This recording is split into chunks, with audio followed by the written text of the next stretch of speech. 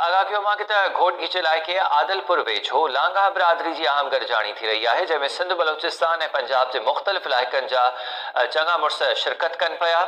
आदलपुर वेझो ॻोठ अलह रखियो लांघा में थियल कठ दौरान मकानी चूंडनि में हिस्सो वठण जो फ़ैसिलो कयो पियो आहे। अॻवाणनि जो चवणु आहे त चूंडल नुमाइंदनि का सार नाहे लधी बिरादरी के बुनियादी मसइलनि जे हल लाइ हिकु प्लेटफॉर्म ते गॾु थिया आहियूं।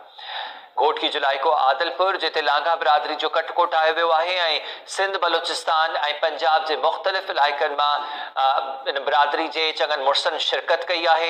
जॾहिं त ॻोठ अलह रखियो लांघा में थियल इन कठ दौरान मकानी चूंडुनि में हिस्सो वठण जो फ़ैसिलो भी कयो पियो आहे। तफ़सील मालूम कयूं था आदिलपुर मां time news reporter Majid Ali Kalwar Khan. Majid Ali वधीक आगाह कजो।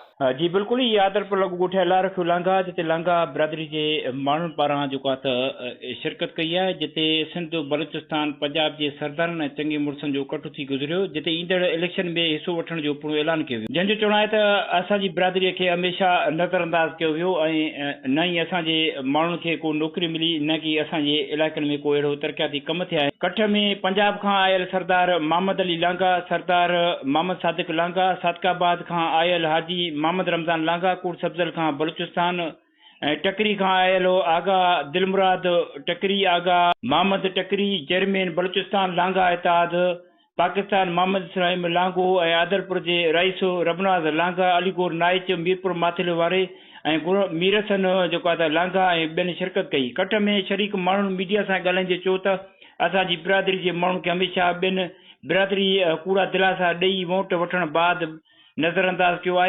है जेके असांजे वोटरनि ते अवला इमन ते वेठल आहिनि। हिननि असांजी बिरादरी जो टके जो भी कम न कयो। असांजी हमेशह खां सिर्फ़ वोट वरिता ऐं वोट वठण खां पोइ गुम थी विया। असांजी बिरादरी हाणे हिकु प्लेटफॉर्म ते गॾु थी वई आहे ऐं असां पंहिंजी बिरादरीअ सां गॾु हलणु चाहियूं था। इंशाअल्लाह ईंदड़ बर्जाती इलेक्शन में हिस्सो वठण जो पूरो ऐलान कयूं था। ईंदड़ इलेक्शन में भरपूर नमूने सां मुक़ाबिलो कयूं वेंदो।